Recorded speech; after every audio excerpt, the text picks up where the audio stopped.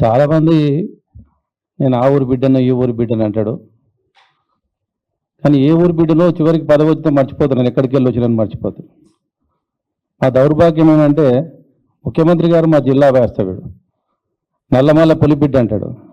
నల్లమల్ల ఏ బేసన్లో తెలియని ముఖ్యమంత్రిని గురించి మాట్లాడాల్సిన టైం వస్తుందో మేము అనుకోలేదు. తెలంగాణ ప్రజలకు ఇట్లాంటి రోజులు వస్తే కూడా అనుకోలేదు మేము.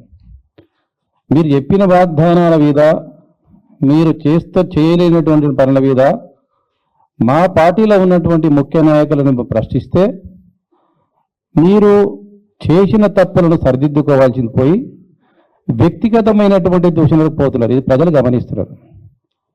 ప్రజలు ప్రభుత్వాలు వస్తూ ఉంటాయి, పోతూ ఉంటాయి, పార్టీలు గెలుస్తుంటాయి, ఓడిపోతుంటాయి.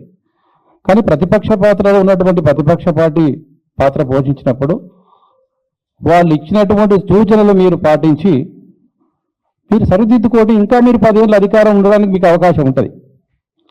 పోయి మీరు ఎంతసేపటికి రామనామ జపం చేసినట్టు కేసీఆర్ జపం చేయకుండా 60 ఏళ్ళు దాటినారులో రామ రామ రామ అనుకుంటూ కూర్చుంటారు.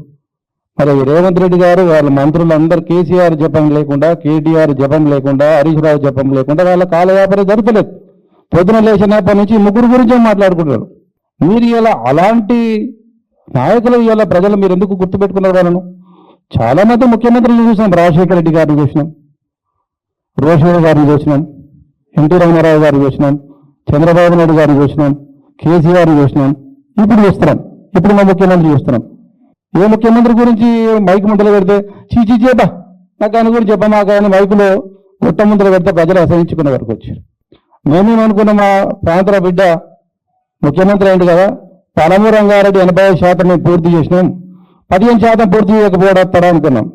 15% కాదు కదా, 1% పూర్తి చేయలేకపోయినావు. దాని మీద దృష్టిపెట్టు. పదవులు వస్తూ ఉంటాయి, పోతుంటాయి. చిరస్థాయిగా ప్రజల హృదయాల్లో నిలవడానికి మీరు ప్రయత్నం చేయాలి. ఒకడు కాళ్ళు ఎరగొడుతుంటాడు, ఒకడు చేతులు ఎరగొడుతుంటాడు, ఒకడు చెడ్డీలు ఎత్తుతుంటాడు, ఒకడు మెడలేసుకొని పొగిలేసుకొని తిరుగుతుంటాడు. ఇదా మీ లాంగ్వేజ్? ఇదా సంస్కారం? తెలంగాణ ప్రజల సంస్కారం మీకు ఇచ్చి ఉద్యమాల నుంచి వచ్చినటువంటి గడ్డ ఇది. నువ్వు ఎవరు ఎరగొట్టాల్సిన అవసరం లేదు. మీ చేతులు, మీ కాళ్ళు, మీ అస్థికలు తప్పకుండా మీ పాటలు రాబోయే రోజుల్లో తుంగభద్ర, గోదావరి, కృష్ణా జలాలు ఉన్నటువంటి అన్నిట్లో మీ పాటలు కట్ చేస్తారు. మేము కట్ చేయాల్సిన అవసరం లేదు, ఆల్రెడీ కట్ అయినవి. మీరు రియల్గా ఇవాళ తెలంగాణలో ఉన్నటువంటి మా పాలమూరు జిల్లాలో ఉన్నటువంటి ఎమ్మెల్యేలు ఒక్కరైనా పాలమూరు రంగారెడ్డి మీద రివ్యూ పెట్టిండా?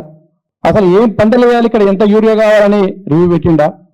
పొద్దున్న లేస్తే ఫైల్ పట్టుకొని ముఖ్యమంత్రి దగ్గర పోతే కేటీఆర్ తిట్టిగా కేసీఆర్ తిట్టి పని చేసి పెడతాంటే వాళ్ళు తిప్పుతున్నారు. అది వాళ్ళ కేసీఆర్ తిట్టడం వాళ్ళకు ఇష్టం లేదు, కేటీఆర్ తిట్టడం వాళ్ళకి ఇష్టం లేదు. వాళ్ళ సొంత పనుల కొరకు ఇవాళ మా నాయకులను తిట్టి దొరుకుతున్నారు.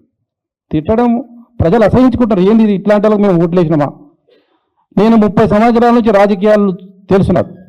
కానీ ఏ చరిత్రలో ఈ 18 నెలల్లో ఇంత వ్యతిరేకత వచ్చినట్టు ప్రభుత్వాన్ని ఏ రాష్ట్రంలో చూడలేదు.